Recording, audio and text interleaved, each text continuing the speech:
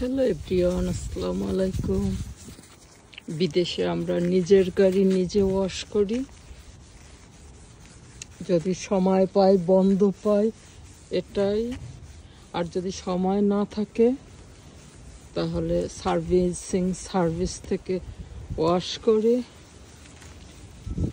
খুব একটা বেশি লাগে না, মাসে $30-32 দিলেই আনলিমিটেড ভাবে যে কয়দিন ময়লা হয়, গাড়ি ডার্টি হয়, ওয়াশ করা যায়। আর সময় থাকলে নিজেই ওয়াশ করা যায়, এটাই। আমার গাড়িটা বেশি হাতে ওয়াশ করি, আমার বরের গাড়িটা ও সার্ভিসিংয়ে ওয়াশ করে, কারণ ওরটা একটু বড়,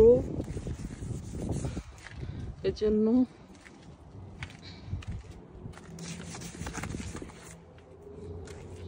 আসলে বিদেশে অত সময় থাকে না, সার্ভিসিংয়ে নিতে হলে একটু সময় লাগে।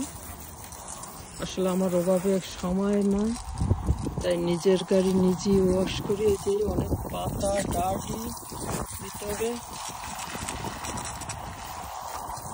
আর সার্ভিসিংয়ে আসলে উপর থেকেই বেশি ওয়াশ করে, ভিতর থেকে আবার অনেক এক্সপেন্সিভ। বাহির ভিতর অনেক এক্সপেন্সিভ এখানে, কারণ একটা গাড়ি দেওয়ার জন্য $30 চার্জ করে, $25-30 স্প্রে দিয়ে দেয়, এটাই।